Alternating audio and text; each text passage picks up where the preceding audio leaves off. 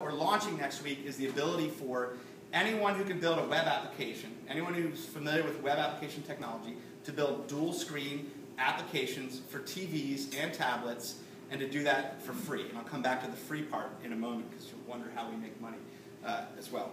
So we cooked up a fairly simple application here, and I'm going to just turn this off for 1 second and bring up the app. I'm not doing anything sneaky here. So here we are.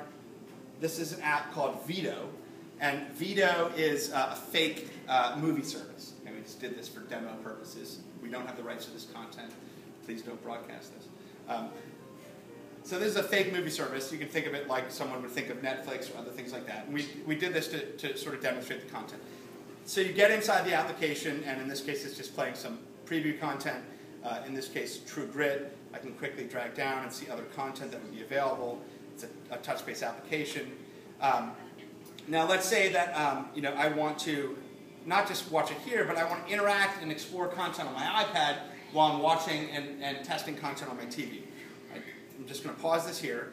And this is where a user can turn on what's called Apple mirroring. So with a quick click, they can turn that on, and instantly what happens is we move from a single screen to a dual screen. And again, this is just stuff that's already available today. So on the iPad, I've got an interactive application. In this case, it's based on a TV show. And I've got the content happening here. And I can do things like, I want to add this to my queue quickly. Boom, it adds it to my queue. I can explore other content, see movies, and pick another content, District 9, drag it into my queue so I know I have that available to watch later. I can switch the movies that I'm watching, see what's in my queue, switch over to another piece of content, and it contextually shifts. So video content here, the interactive application that I'm using here, synchronized to what's happening there. I can do other things like interact socially, so this brings up a real-time Twitter feed. If I want to tweet about what I'm watching, I can quickly do that, tap to enter a tweet, etc. The key point here is that it's possible to very easily build a rich, cinematic interface that's a native app on a tablet that is automated and interacting with a dual screen, second screen on the TV set. And that's something that we can do today, and anyone will be able to do that very, very easily.